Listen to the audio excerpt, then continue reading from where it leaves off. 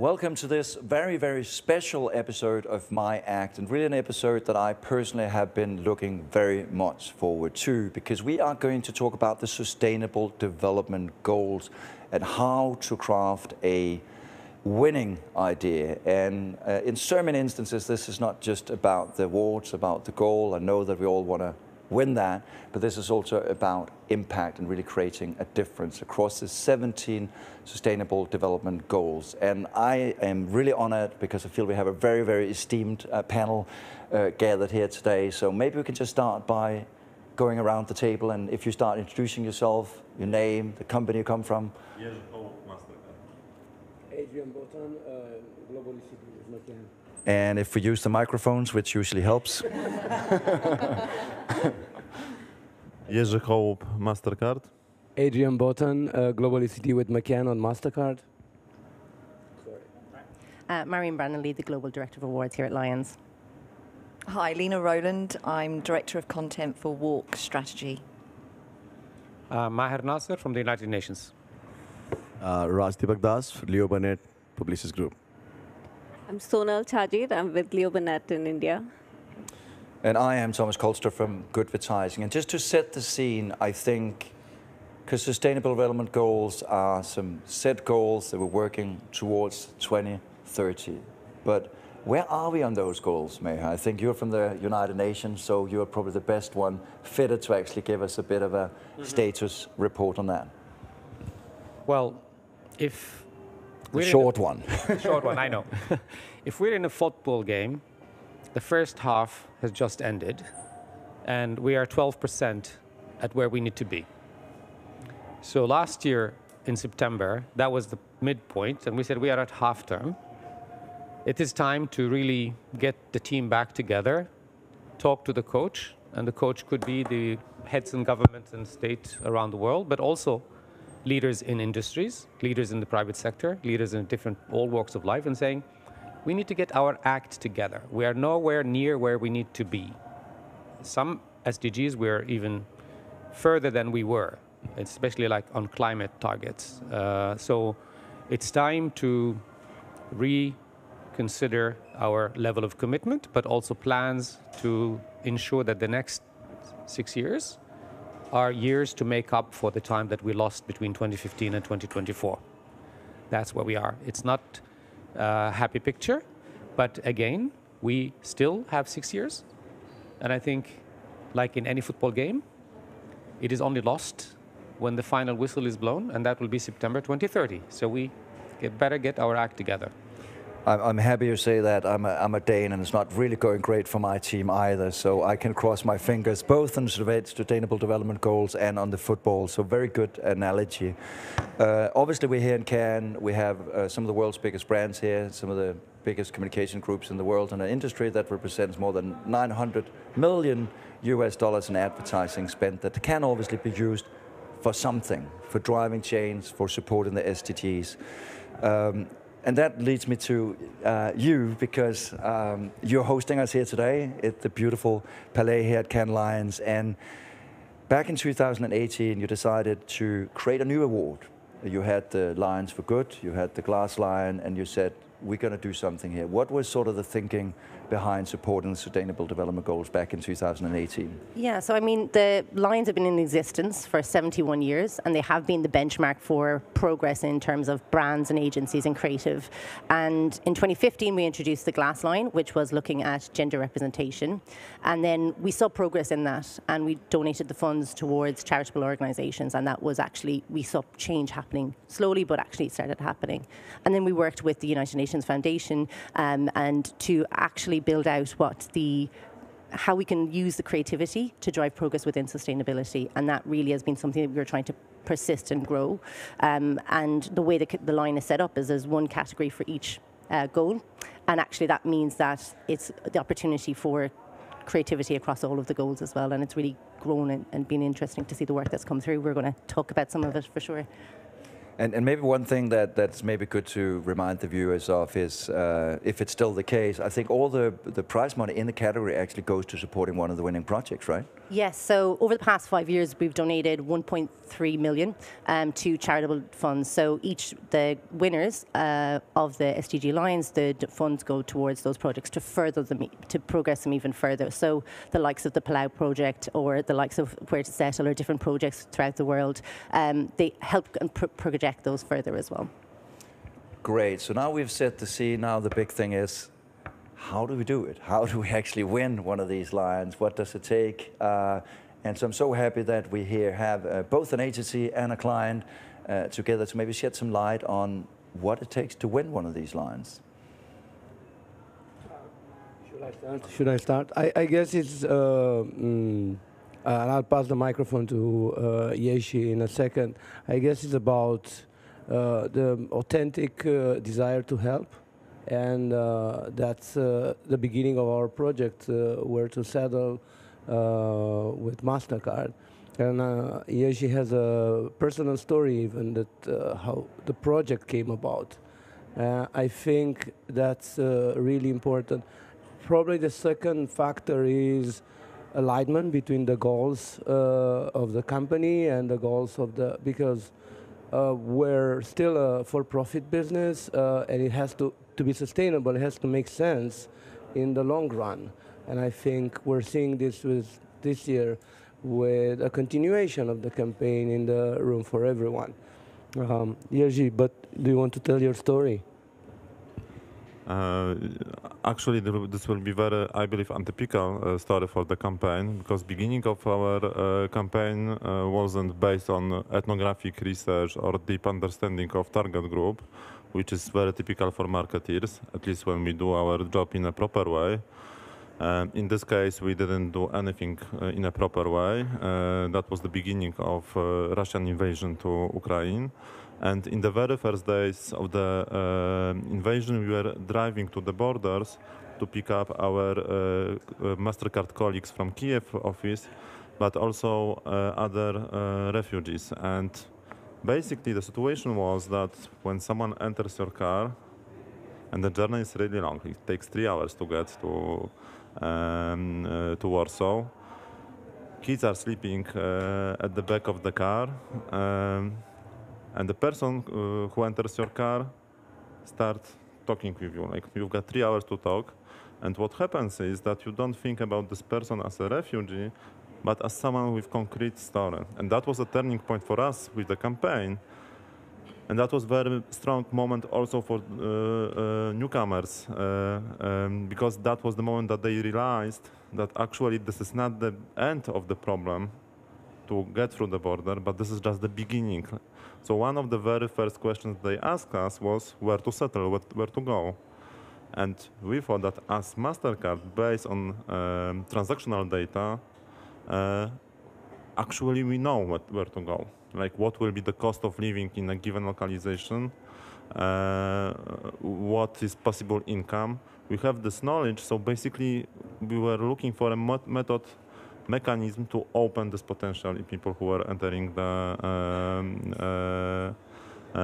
the market. It took us only 5 weeks to develop the tool, and that was possible because we work very close with data team, with Mastercard colleagues, and also with our agency partners who were with us in this project from the day zero. And this is how it started. So actually, it's not a good, I don't know, method to get the prize. Nobody thought about that back then. And we were super surprised that this case was recognized. So I think it's a brilliant case of actually just wanting to do something. You look at what you can do as a business, the capabilities you have as a business, and an agency partner that can sort of facilitate that story. So I think that's a key to look at. Is this relevant for the business? So anything else that you see as important in this space?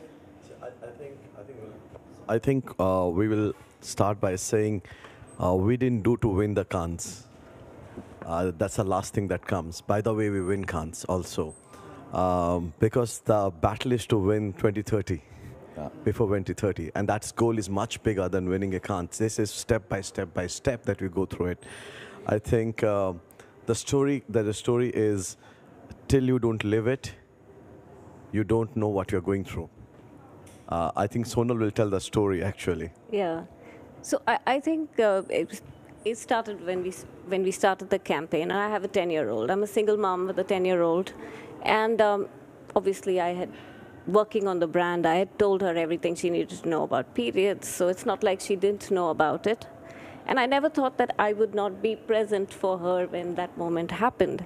Turns out that moment happened in the middle of COVID, when I had tested positive and I was isolated, locked up in my room, and I had to talk her through it on the phone. And I realized that even with all the knowledge that she had about periods, and you know, I lived and breathed that brand, so she knew everything that I could teach her about it. She was terrified, and I could, you know, and I think only when you live it, do you live that sense of purpose to that extent. Because I realized this is a child with every bit of privilege. She gets pampered when she, you know, she lives in a wonderful bubble that we provide for her. But at the same time, she could feel terrified. And there are 23 million girls every year who are petrified with no knowledge, no help, no one to, you know, support them, no one to give them hot chocolate. The day they get their period is the day their future ends. And I think that really hit home that day when I saw the stark difference. And I saw how terrified my child could be just to be, you know, alone on the other side of the door, and what those girls must go through. So I think it really solidified the sense of purpose going along on this project. And I think that's really important as well, that when it comes home and when you feel it, and we were talking about it, right? When Mahatma Gandhi got thrown off the bus or got thrown off the train for the color of his skin, that's when he determined that he needs to go on this journey of, you know, independence and change and, you know, equality. And I think it needs that trigger. And that trigger for us was our two little girls. In our case, we had two girls the exact same age, who, you know, we've seen through that journey. Yeah. I think these are two quite different projects, but both really sort of shows the personal impact and sort of the passion that's being put into this project. If we have to sort of keep the football analogy going, obviously we want to coach our future sports folks out there to win on the SDG pitch. So what advice would you give the creatives, our community out there, brands and creatives? What do they need to look at? How to craft it? Is there one hack that you can say, this is one thing you might want to think about when you're doing a project like this? So so maybe you judged in, when did you judge? You judged back in 2022. 2022. And this year. He's a multiple judge. So maybe let's start with what are some of the things you look at when you look for the winner? Well, I was actually part of the SDG Lions jury when your submission won the Grand Prix. I think the story, I mean, came across as addressing a very particular need, and I didn't know the back end that it's actually started with your daughter, which is amazing. People, when think about the Sustainable Development Goals, get caught up on the first word, which is sustainable, which is relevant. We need to live a more sustainable life, but the SDGs are also about people and about society. So the things that we do as in this place, in the Palais advertising industry, companies, brands, what is it that you can do to improve people's life, at the same time bearing in mind the impact on the environment? And this is the formula that you need to start thinking of. And I don't think you need to start, like you said it, and you said it, it's not, you don't start by thinking, how do I win a Cannes Lion? You start by thinking, what is the problem that I need to address? And I can find a solution that is creative, because this is the festival of creativity, and that is novel and has an impact that can be scaled up. And I was part of the UN that discussed and actually gave birth to the SDG Cannes Lion in Cannes in 2017. It was announced at the UN in 2017, and the first was 2018. the discussion was about the need for the winning lions in this category particularly. It's not just about creativity and selling a product or a service. It's about creating an impact that can also be scaled up and benefit a large number of people. And that delivered, and yours delivered in a particular country, but I think that's what we are looking for. As a jury, this time I'm also part of we are both in the SDG Cannes Lion jury, and I think it is probably a very diverse, or the most diverse I have been on, and that brought in such richness to the discussion, because it was like you see a light bulb go on when we have a discussion and some of the members of the jury are of a particular opinion, and then somebody brings in their cultural perspective and is saying, you know, in my culture, let's look at it from my perspective. Oh, I didn't see it like that. And then they change their mind. And each and every one of us changed their mind multiple times, correct? Yeah. Yeah, I think it's a very good point, this idea that it's not just your usual advertising creatives, it's people who've been on the ground. It's a very, very diverse panel. It's sometimes people from brand side, supply chain managers. It's a very, very mixed round of judges, so which is exciting. Lena, obviously you have sort of covered the SDG Lions for quite some time. Are there anything that you sort of picked up in terms of how to craft this winning Lions idea? I'll just build on that point. I think we've got a lot of great work out there. I think we have a duty to be very, very mindful about what we recognise, about what good looks like, because we do want to ensure that we're kind of putting the genuinely progressive stories out there. And I think the way that we do that is by, to your point, having the right people in the jury room, having really good variety in the jury room, making sure that we are inviting people from the outside in, so not just people within the industry, but people in, say, civil society, just to ensure that those perspectives are in that room and that decision making, because they bring new knowledge that we might not be aware of. And also just people that are in the sharp end of things like climate change, because there's just different perspectives that we don't know what we don't know. So I just think we can only get better with more perspectives. And, you know, kudos, like we're you know, lots of great stuff, but it's a constant journey of progress. So yeah, I think that's really important. And I think we need that progress right now more urgently than anything else. So some of the ideas that come up is definitely novel. This concept that it's not about the lion, it's actually just something you almost do. You spotted the ideas, you acted on it. The scale up, it needs to be scalable. I think it's not all the ideas that I think even we've judged that are necessarily scalable, but at least then they deliver a really great local impact. The impact discussion, I think, is always like a key thing. Probably where I feel when I was judging, we spent the most time. Yeah. I think we could get creatively drawn into the idea and be like captivated by the storytelling, but then when we actually had to sort of dissect and put it under the little microscope to really understand what is the composition of this, and then the diversity of the jury is very important. Is there any ingredients that we're missing? Yeah, I just want to add on to, because I was judging last year. When the Mastercard happened.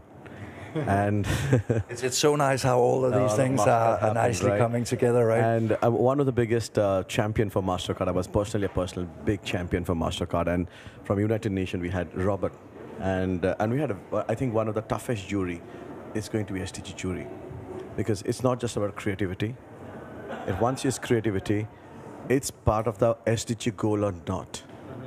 And it is really making impact or not on the SDG goal. It can be level of impact happens, but is it going to make the impact? And then comes the third and most important thing.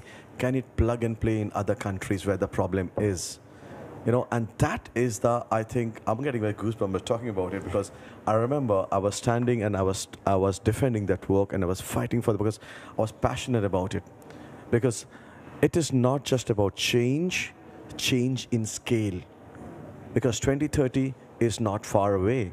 So ideas that can be plugged impact in multiple part of the world, multiple society, multiple culture, multiple gender, multiple race. Because as the humans, we have the problem is one. The zones change, race change. And that was one thing that I think judges from United Nations make us aligned. It says, oh my God, I think we need to start thinking very straightly about what impact we are doing, or we are just creating for the sake of creativity. SDG changed our life. It's changed our life. The way we think, the way we operate with our clients, the way we have a conversation, changed everything from water to from hunger to education, and things like big ideas actually tickle a lot of ticks. It's not just one idea. I'm giving you for a whisper. It's not about education. It's about equality.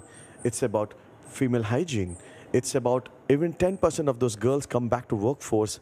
India will get $100 billion as GDP in 10 years. It's about economical growth. I think those things matters. And that's thanks to people like Maher, just give us enlightenment. It says, wow, it's a good thing. It's a good thing.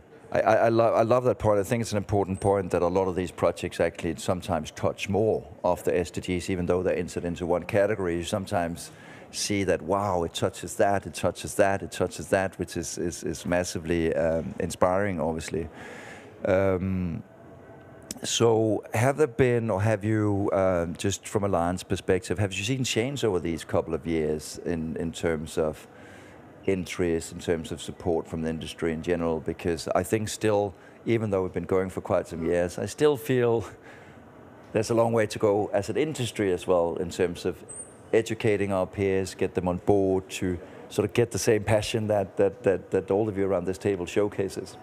There has been a bit of a shift. I think there has definitely in the more recent years been a shift towards the climate, the planet categories. And to your point around impact, I think one of the things that we've introduced and tried to continue to introduce is that it's impact that is ongoing. So how is it a build? How is it growing? It's, you know, it's not just a one and done, because this isn't just a one and done project.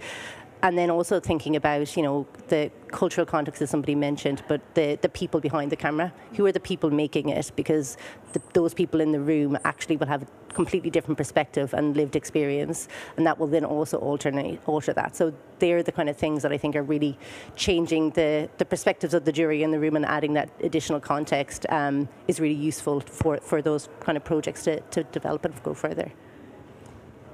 I mean, can I come in on this one? I think, because I was part of the first SDG Cannes Lions jury, and I think that was an amazing response. We had more than 900 submissions. And to be honest, most of them, I didn't think they knew what they were doing. They're just saying, put an SDG label on it and submit it to the Cannes Lions. It's a new category, we want to win it. Today, we look at the situation like Dentsu has been organized an annual survey in Japan about knowledge and awareness about the SDGs and how people support them. 2017 was the first time they did it, and there was a 16% awareness of the SDGs in Japan among those who were polled. Last year was the last year they did it. It was 91.6%. Wow. Yeah. And that included 88% who looked at the SDGs favorably. So with that level of positive impressions of the SDGs, that leads to something called SDG washing. So many companies will be tempted to say, oh, our project is supporting the SDGs, and we just put an SDG label on it, and they send us the request because we have to approve for private use to use the label, the logo. And sometimes we think, no, you can't slap an SDG wheel on your toilet, sorry, but, or something like that. But maybe put more nicely, yes. but there was an actual proposal for that. But I think that was really a growth. And some SDGs, it was noticed also that there was an abundant on the issues that in 2016, the big 6 companies, holding companies, launched something called Common Ground before even the SDG Cannes Lions. And they told then Secretary General Ban Ki-moon, we want to support the SDGs, so I, holding company X, will support SDG 1, and then I will take 3, 4, 5, and 13. In 2017, and that's when I came here to argue for, look, this is great, it's not enough. None of you has selected SDG 12, responsible production and consumption. Wonder why. You, as an industry, are part of the problem. Because you actually make us buy things we don't need. You promote a culture of consumerism. Our planet is over-consuming the natural resources, and climate change is one of the biggest problems. We have many submissions on climate change, but at the same time, I and the Secretary General delivered a speech on the 5th of June this year, in which the question was asked, is the advertising industry now willing to come to a position of saying, okay, the writing is on the wall. Yeah. A few years back, we stopped working with tobacco industry. Are you willing now to stop working with the fossil fuel industry? It's time to put a price on carbon. It's time to ban fossil fuel advertising. And it's time to ensure that the creative industry stops helping fossil fuel clients influence politicians to avoid a move to cleaner energy. And I think that is a challenge that is my next challenge to the industry. And the Secretary General was very blunt in his statement on the 5th of June. And I think this is the conversation. Why are we focusing on climate? We have not done much better in other of the SDGs, but climate impacts all the other SDGs. And the impact is worse on the people living in countries that had the least to do with creating the problem. Yeah. And in those countries, the biggest impact is on women and girls. And we see that around the world. I think it's an extremely important point and rallying cry to the industry that we at some point need to tackle. As I said in the opening, $900 billion being spent on most of the time building, obviously, important brands, but obviously also pushing our consumption. So a very important point. But I think that's also one of the things that really makes the SDG Lions so different, in the sense that it is about impact. It's about real life. It's about what's happening out there. And one of the things that, and one of the conversations, reoccurring conversations, are about that impact. So there are other things where we can help people out there saying, what are the sort of impact they should be looking at? What are the sort of impact stories that needs to be told when we see these cases? Because the problem is, we're in the jury room, we are looking at the work, we have very, very little time to dissect and understand. So any good advices on how we make more reality come into this, so it's just not advertising? No, so I think, and we'll talk from our own failures, right? When we started out, and we started this campaign 5 years ago, the first year, we did what all agencies do. We created an awareness campaign. Hey, people need to know this problem, and it'll solve itself. And we came from the advertising lens. And, we said these numbers are staggering. For some reason, the country doesn't know about it. We need to just tell people, and, that's what we need to do. Then COVID happened, and suddenly the number of 23 million girls dropping out every year was, predicted to be 33 million. And we're like, with all of this conversation, we're not going to change anything. Our campaign has to be action.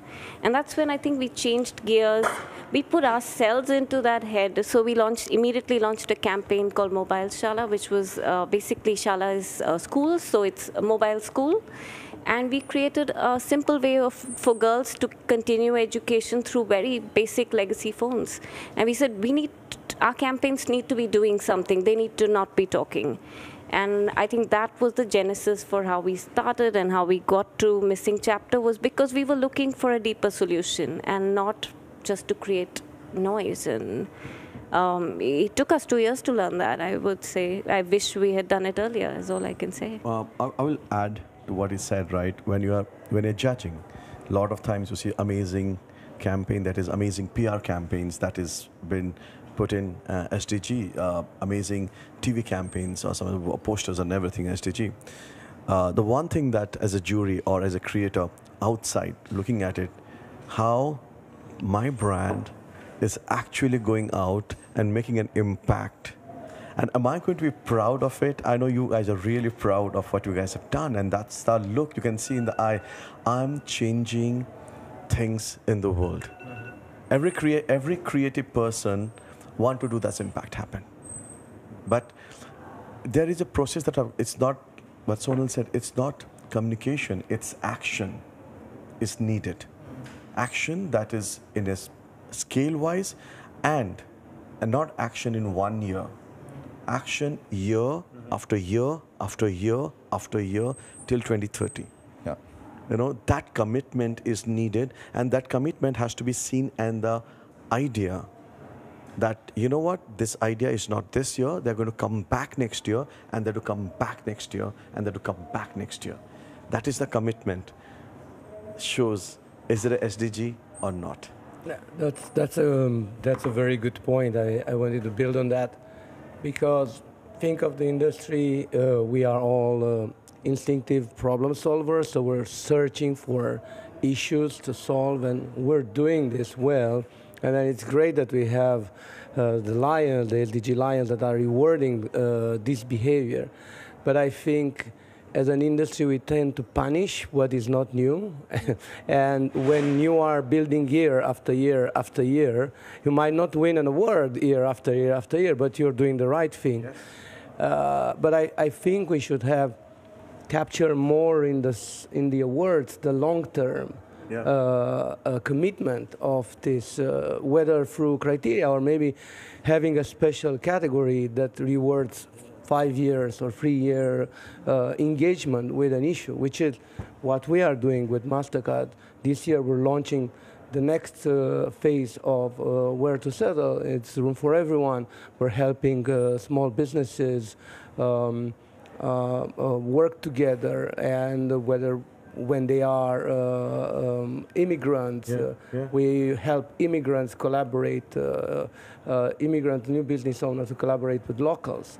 And I think we need to think how we reward this long-term behavior more as an industry, and rather than punishing it and look for the next shiny big thing. Thank you.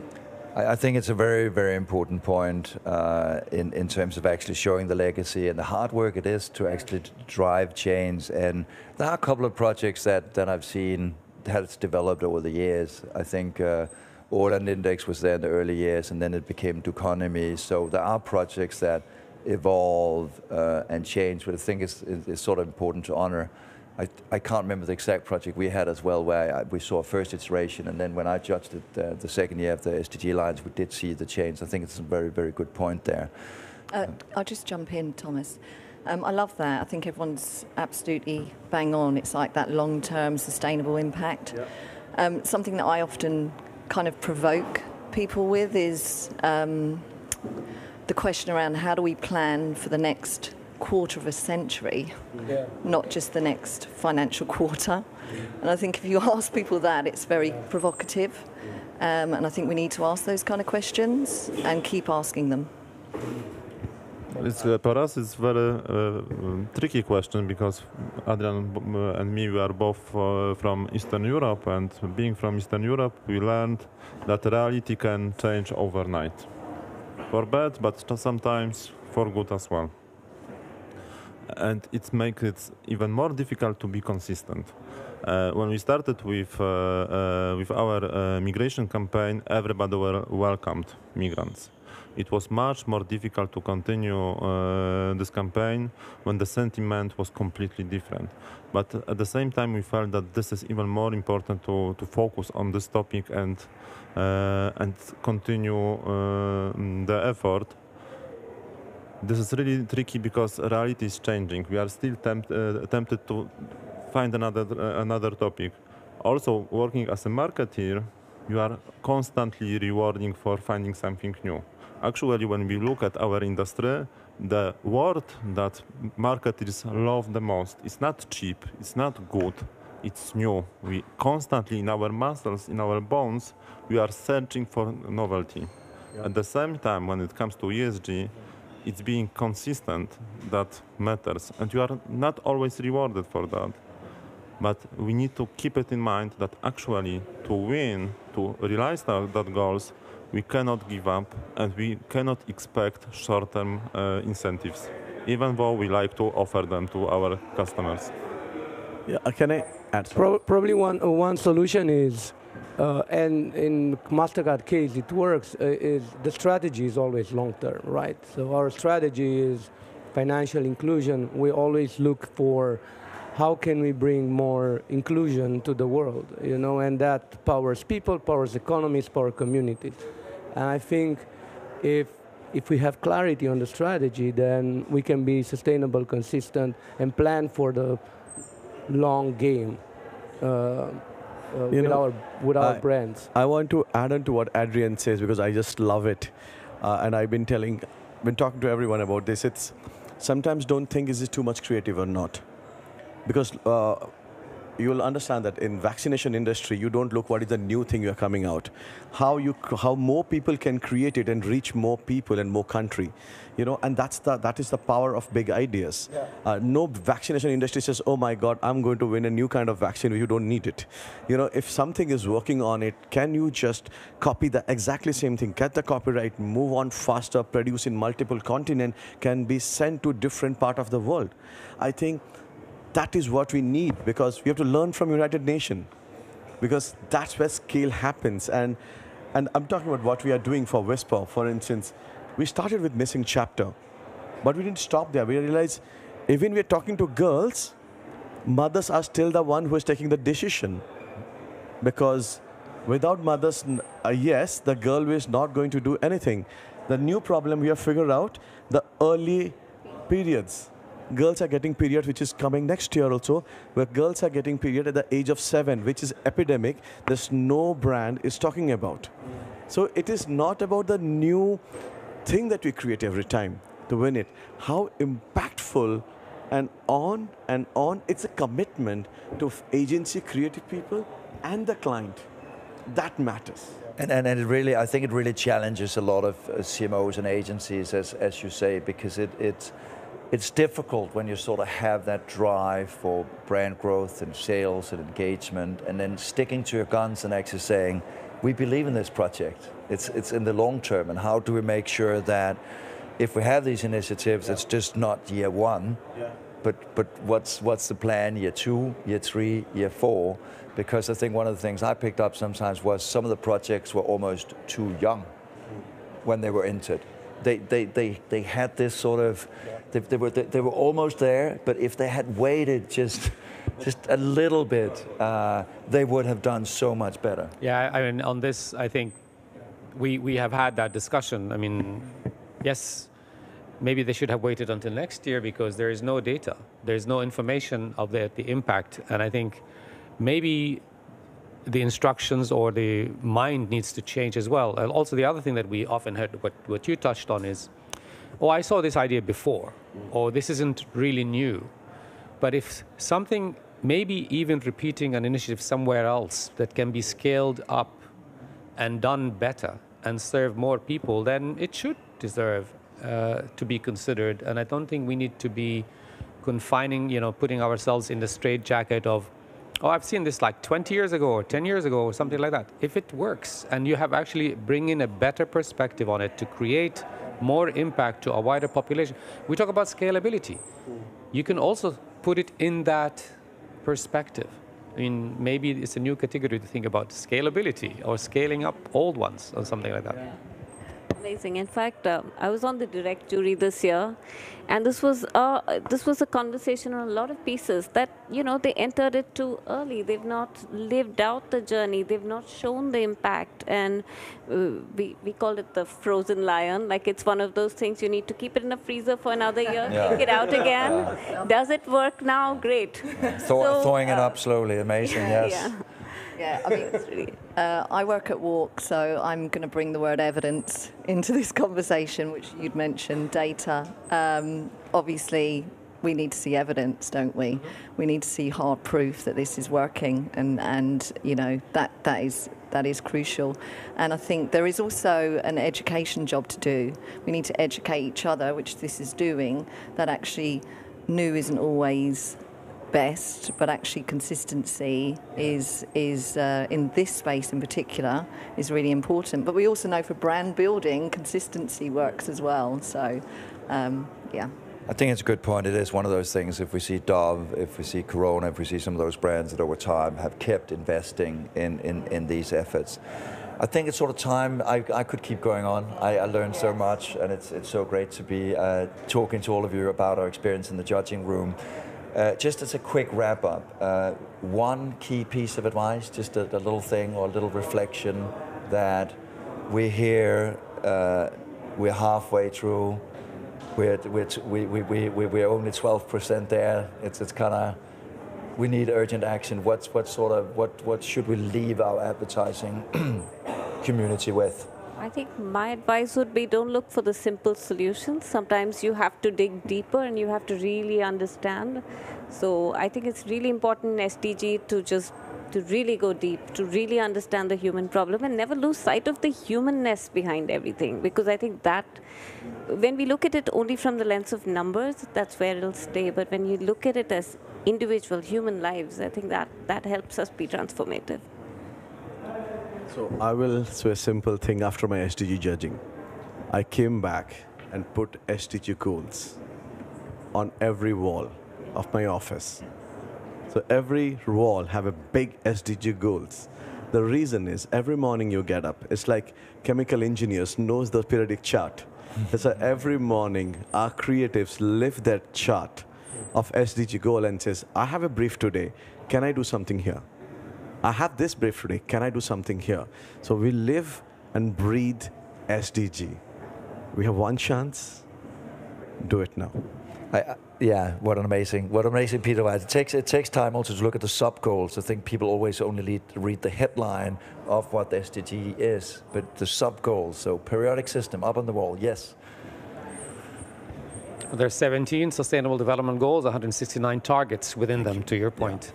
And people look at them, and I often used to correct when people say the United Nations Sustainable Development Goals. I said, they're actually not the United Nations. They're yours. It was a process of 3 to 4 years of grassroots work, consultations, and member states, of course, eventually adopted them. But they adopted them, and they are 17 because take away one, you'll find something is missing. There may be people who are arguing, oh, it's too much, too many. No. I challenge anyone to say one of them is not important because they're also connecting to each other and they're very interdependent.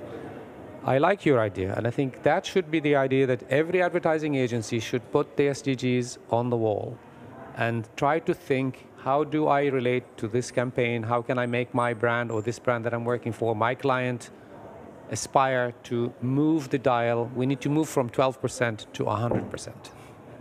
We have 6 years to do it. Great. Yeah, I too love that idea of putting SDG goals on every wall in every office. I think that's inspired and brilliant. My plea would be to ensure that when we are recognising what good looks like, because we want to raise that up and share those stories, such as what we've heard today, is just to making sure that our jury rooms continue to be diverse and to bring the outside in, not just the industry, but people from the outside who are on the sharp end of all of these things, because those perspectives are really important, and there's great work there already. You're getting a host of suggestions now. I know, for I'm next year, storing right? them all. Definitely watching it back. Yeah. I love all of those suggestions. I think the thing that's come out for me is that we all play a part, and that everyone, like your own personal experiences, the jury, the people that it's in, and I think that coming up with those ideas and sharing them, that education piece for me, I think is really the key to share and learn from one another.